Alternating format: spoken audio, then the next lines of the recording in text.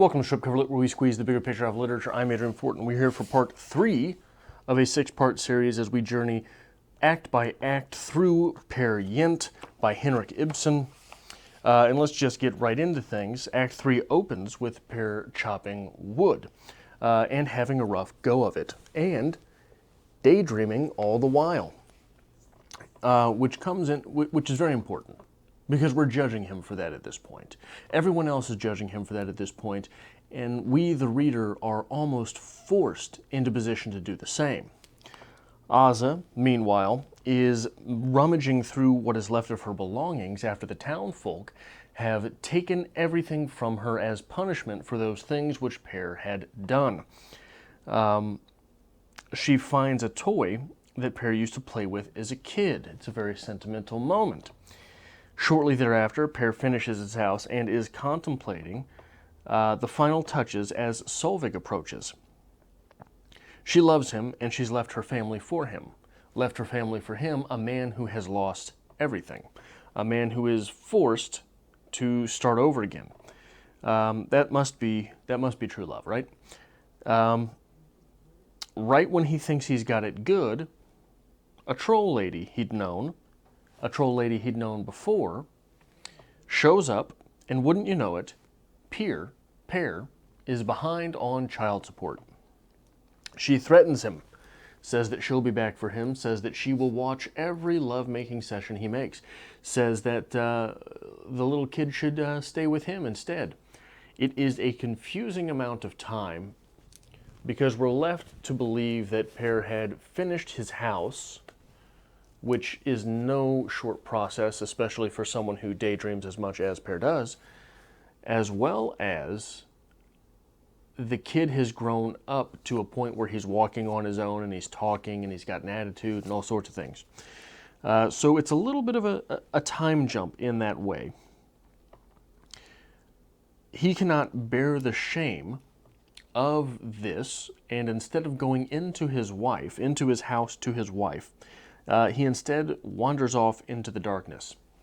And it turns out, as the scene turns, he was leaving to visit his mother, who, is dying, because it's the timeline, I guess. So our hero loses a mother and gains a wife. Hardly seems fair, but this is assumption into adulthood. The most important person in your life changing from being a parent to being a spouse. So we have that going for Peer. He does seem a little bit behind the 8 ball, a little bit behind the times, as he was attending the wedding of a peer of his years ago, we're left to figure, with where he abducted the wife and whatnot, yada, yada, yada, right? Just enough time to end up losing a parent.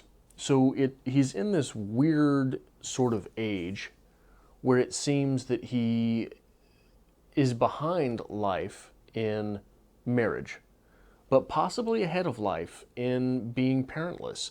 Remember, he had no father growing up, and here he is without his mother now. So he is a man on his own. The symbolism that we get at the beginning with him chopping down trees is interesting as well. It's being useful, yes.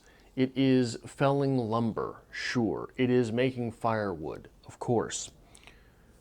But it is also, trees are knowledge. He's cutting down knowledge and attaining it. This is one of the simple symbols of something like chopping lumber. You are felling wood, you are felling lumber, you are felling trees to use them. You are growing. You are taking from the earth and providing for yourself. So one thing you surely have noticed by now, every little assumption that I've made thus far in this series, I've been wrong. The Christlike imagery has gone nowhere. The fact that Pear's dad was a great man seems to no longer be the case. We have multiple references to his father being a drunkard.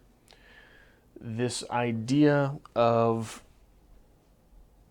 that change coming from within might not be the case, as the outside factors of his mother dying, the troll lady expecting child support, and his wife just sort of happening upon him.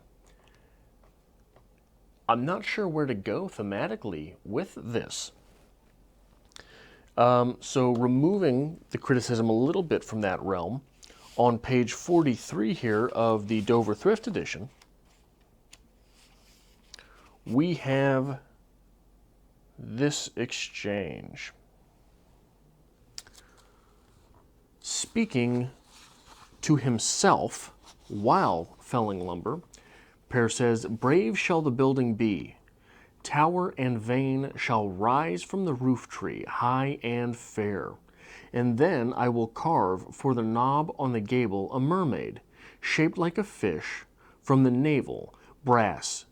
From the navel, brass shall here be on the vane and the door locks. Glass I must see and get a hold of too. Strangers passing shall ask amazed, what is glittering far on the hillside?" These flights of fancy seem to be one of the things which has held Pear back his entire life. And this is a problem that a lot of people have, a psychological problem. And it makes of them a lollygagger, a failure, or a daydreamer. What they are wanting is they are not wanting to get started, they are wanting to jump straight to perfection. They are not wanting to build as they go. They are not wanting to carve the path as they walk. They want the sidewalk already paved.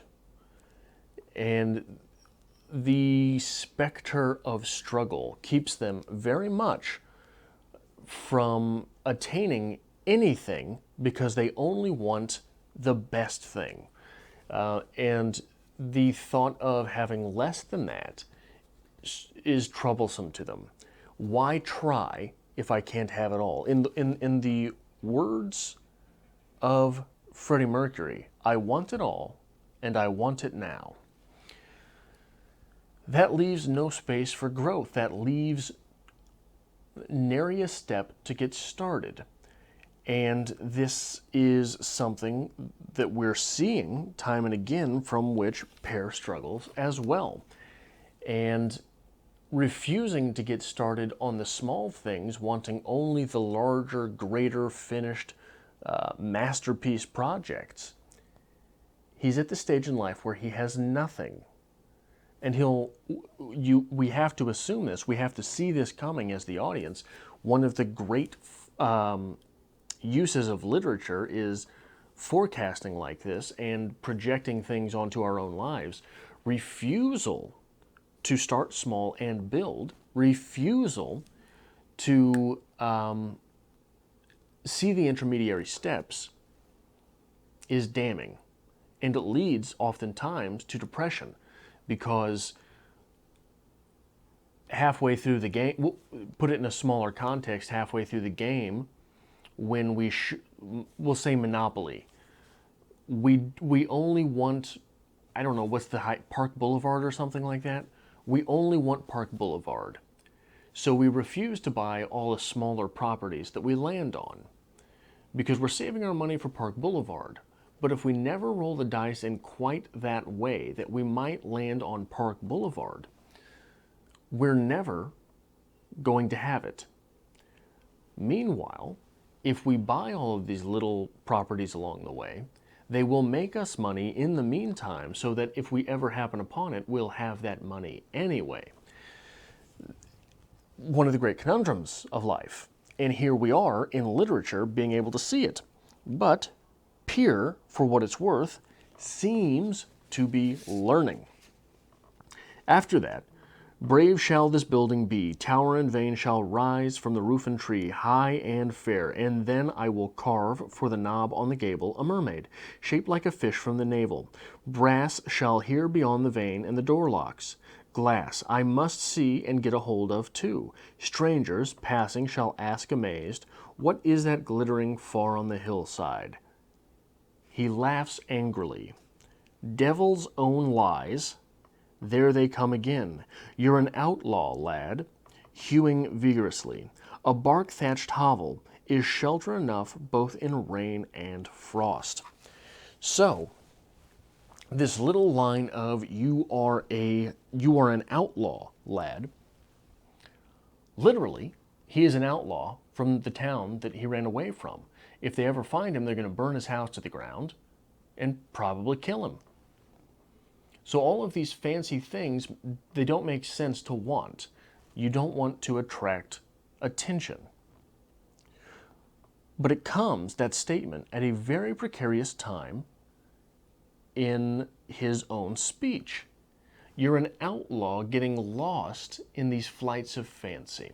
You're an outlaw getting lost in your daydreams. You are an outlaw outside the law being the norms of your society. You are out of law doing the things you do here, namely being fantasizing, daydreaming. So a bark-thatched hovel is shelter enough both in rain and frost. You've got to start there because that is where you start. And he does. And he finishes his house. But the final thing I want to talk about here is that final scene where we have Ozza's death. And this is some dirty trickery. This is some dirty trickeration on Henrik Ibsen's part.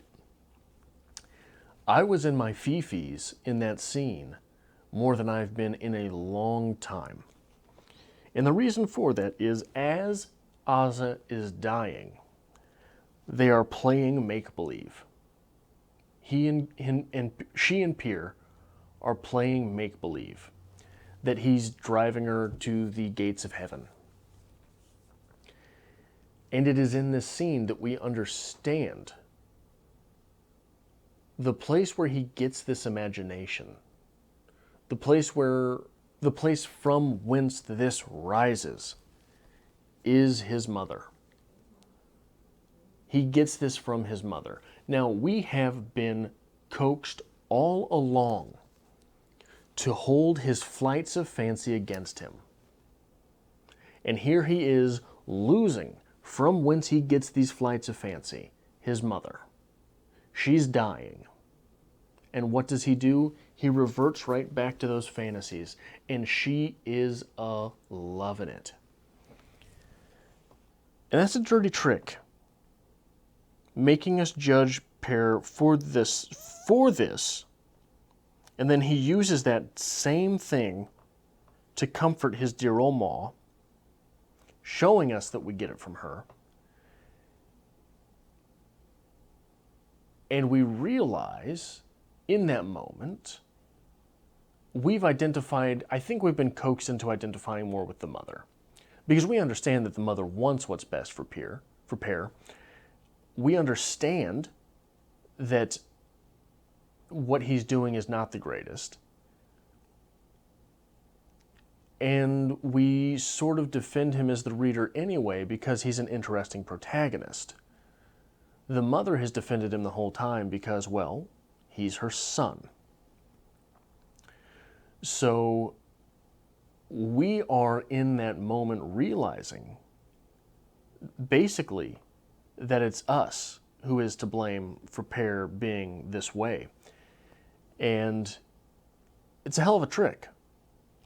And it's a hell of a trick to put your reader on their deathbed. And it's a hell of a trick for your reader to be taken care of in the same way that Peer takes care of his mother in this scene. Now, since I have been so terrible at predicting what's going forth from here, I'm going to go ahead and do it again. Or I've been so terrible at predicting what is going to happen here forth so far. I'm going to predict again what's going to happen. I think at this point shit hits the fan. Peer has lost everything, even though he's gained a wife, He has this looming threat held over him by the troll lady. He never really had a father. He's lost his mother. He's had to move out of his home. He's had to move out of his town. And he's accomplished something. He's built that house. That's good work. That is hard work. That is something worthy of living in society. But instead, he's an outcast. He's an outlaw. I think that at this point, things will really go to bunk for Peer. Now, I have at every step of the way thus far been wrong. We will see this time.